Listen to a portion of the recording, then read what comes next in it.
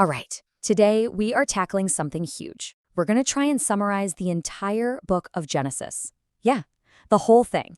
We're going to journey from the very beginning of the universe all the way to a family living in a foreign land. So let's just dive right in.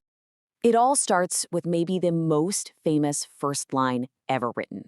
Talk about an opening statement, right? This one sentence sets the entire stage. It makes a bold claim that the world we know didn't just happen, it has a divine author, and everything that follows flows from this one idea. And seriously, don't let the epic scale fool you. This book is an absolute roller coaster packed with drama. We start in a perfect garden, but the story moves at a breakneck pace through humanity's best intentions and its absolute worst failures. So let's break it all down. So we can think of this story in about 4 acts. Act 1 kicks off with a perfect world, fresh off the assembly line, just full of potential. But, as you can probably guess, that perfection is not going to last very long. The first chapter lays out creation over 6 days. But what's really cool here is the pattern. Look at those first 3 days. It's all about separation. The whole idea is God bringing order out of a wild and formless chaos by, well, dividing things. Light from dark, sky from water, land from sea. This theme of bringing order out of chaos is going to be super important. Now, what's fascinating is that right after this huge 7-day story, the camera, so to speak, zooms way in. We actually get 2 creation accounts back to back. The first one is like the wide-angle cosmic shot of God speaking the universe into being. But the second one is this intimate, close-up story of the Lord God literally forming a human from dust and planting a garden just for him. One is grand and cosmic. The other is personal and relational. And in that personal garden setting, there's this brilliant little bit of wordplay in the original Hebrew. The text says the man and woman were naked, arumim. And in the very next sentence, the serpent is described as shrewd, arum. You hear that? Arumim and arum. It's a clever way to directly link the innocence of the humans to the cunning of the creature about to tempt them. And, well, that shrewdness works. The fall happens in a flash. The one and only rule gets broken, and it just triggers this instant chain reaction. Suddenly there's fear, hiding, and then the blame game starts. The consequences are huge, and it all ends with them being kicked out of the garden. Paradise is lost, just like that. So for Act 2, we see how the fallout from that one decision just spirals outward. The brokenness in the garden spills out and leads to a broken world, which then sets the stage for God to intervene in a very big way. And I mean, things go downhill fast. The first sin in the garden is followed almost immediately by the first murder, with Cain killing his brother Abel. From there, it just gets worse and worse until the text says that God actually regrets making humanity in the first place. The world has gotten so bad that a hard reset is needed. And that reset comes as a giant world-covering flood. You can almost think of it as an uncreation, where the waters of chaos are allowed to come back and wash everything clean. Only one man, Noah, and his family are saved, and they step out of the ark into a brand new world with a new promise from God. But it seems like humanity's rebellious streak isn't so easily washed away.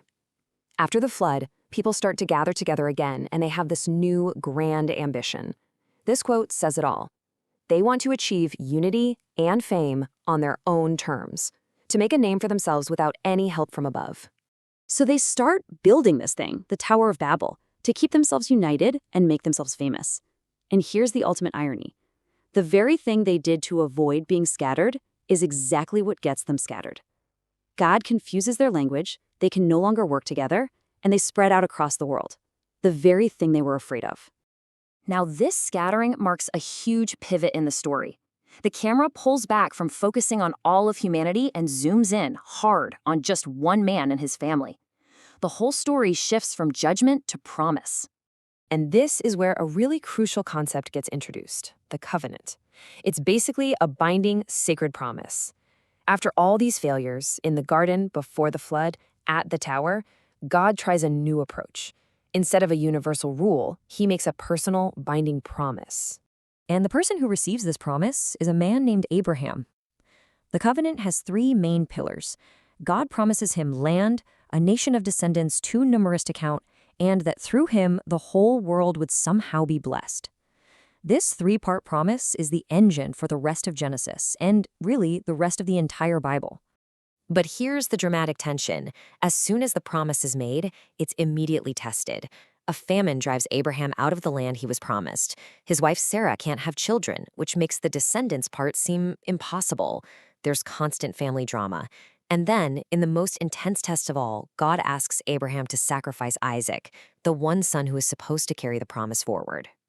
All these tests and struggles kick off our final act of Genesis, a huge, sprawling, multi-generational family saga.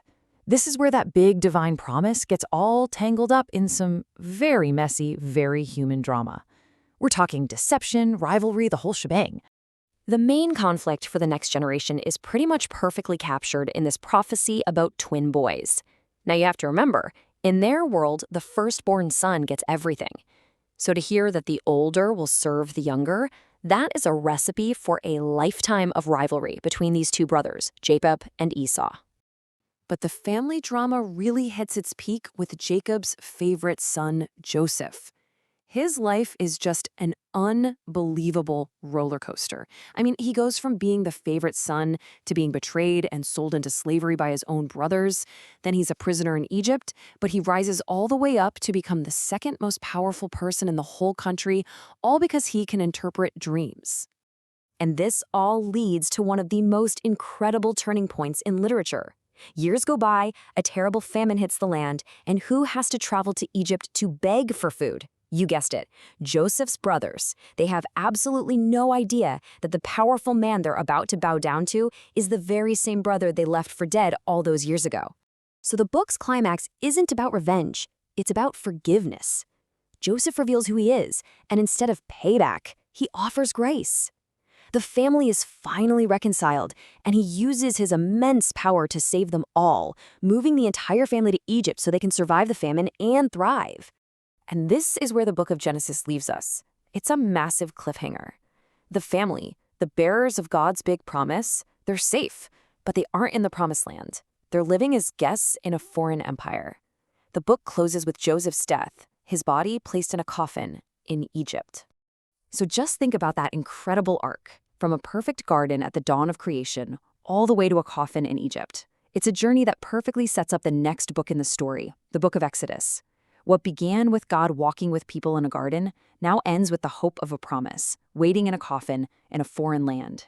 Which leaves us all with one big question: what happens next?